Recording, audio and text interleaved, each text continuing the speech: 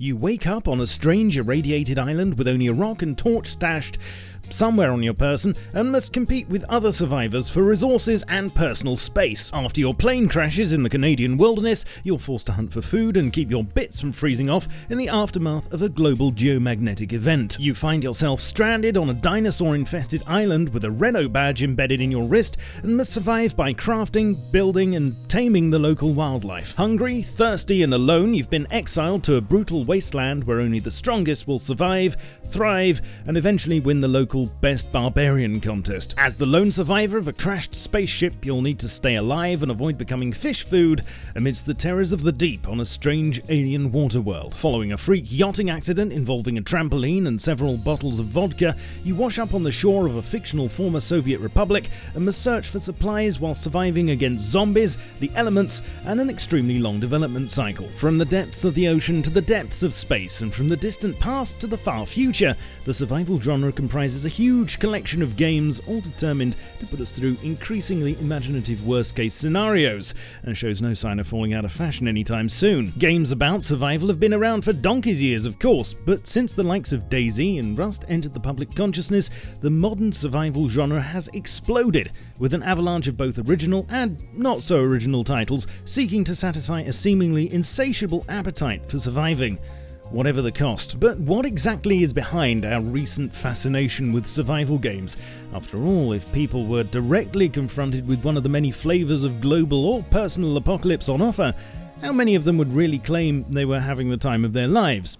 Yet simulating such unpleasantness is clearly big business. So what's the attraction? Well, having pondered this and consulted others, I think there may actually be a number of reasons that have contributed to a perfect storm in recent years, but I'd like to start first with my own personal journey and explain why I came to love survival games. You see, when I was just a nipper, I came into possession of a publication known as the SAS Survival Handbook, and this fantastic, weighty tome gave me many hours of enjoyment on the toilet. From it, I learned such survival skills as building shelters, crafting primitive traps, tools and weapons, knowledge of how to get food and water in the wilderness, such as by sucking the eyeballs of dead animals to extract the water they contain, and how to survive such disastrous happenings as hurricanes, tsunamis, and a back massage from Freddie Mercury. Once I had fully assimilated the knowledge contained therein, I was left not only feeling confident of at least a better than 50% chance of survival in virtually any scenario,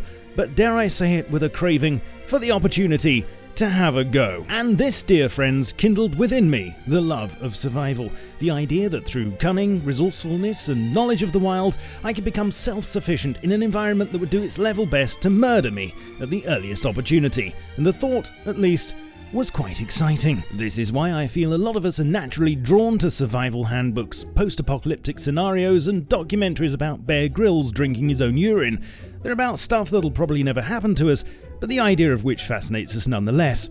Well, perhaps with the exception of drinking Bear Grylls' urine. And this feeling, I believe, is what much of the survival genre is trying to capture. You see, there's a certain sense of satisfaction, and indeed validation, that comes from starting off at zero in an unfavourable situation and working your way up to and maintaining a much safer and more comfortable existence, ultimately gaining mastery over a world that would prefer it if you weren't breathing. Survival games allow us to experience these adventures without the consequences, to create our own stories in fictional worlds, to survive and fight for our lives without actually fighting for our lives, and most importantly, give us an opportunity to prove to ourselves that if the worst comes to the worst, we've got things covered. But could there be more to it than that? You see, you could argue that the desire to throw ourselves against a wall of environmental adversity is just hardwired into us as humans. We've always enjoyed stories about this kind of thing, and survival games are just the latest manifestation. But in recent years, especially since the turn of the century, there's been a notable uptick in the amount of survival-based TV shows, civilization-ending catastrophe movies, books, and of course games.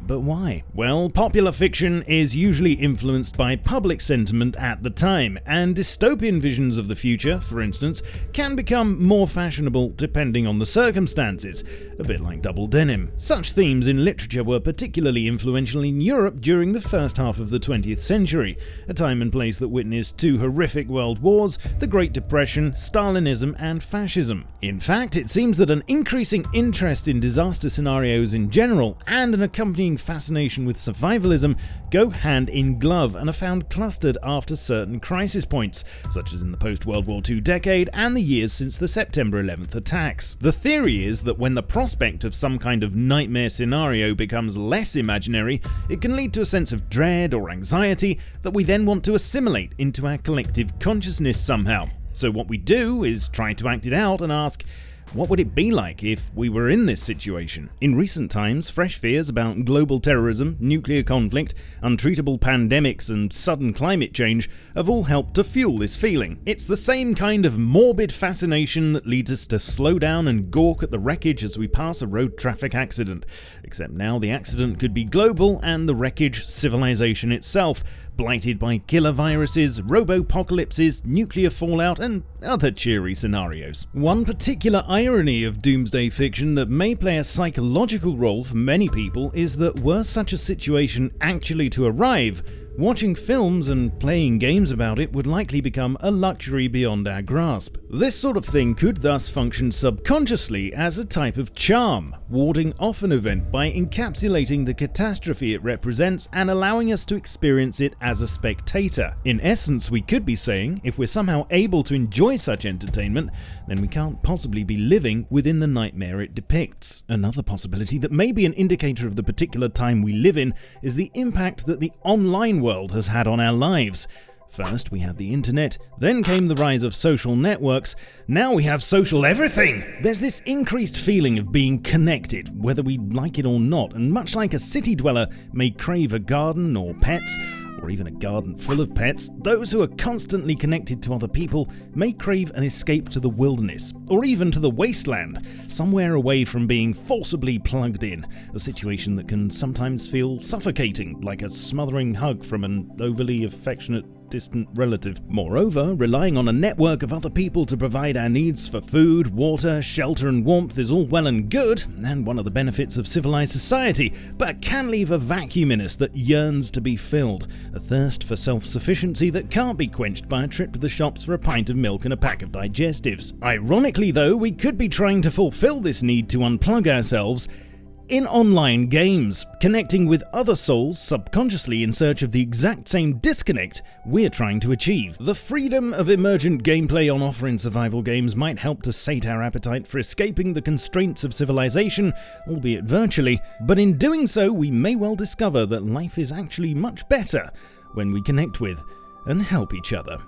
Or maybe not, you could just be completely antisocial like me. This has all been speculation of course, and highly subjective, but whether a love for survival games is rooted in childhood nostalgia, a sense of validation, instinct, a byproduct of the current zeitgeist, a form of escapism, or just general misanthropy, at the end of the day, survival can just be fun.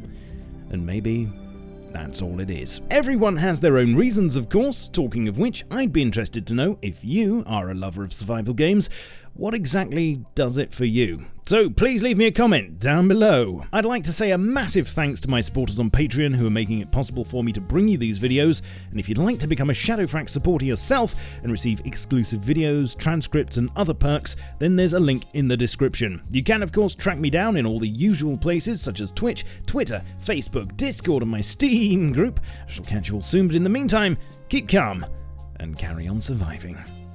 Cheerio.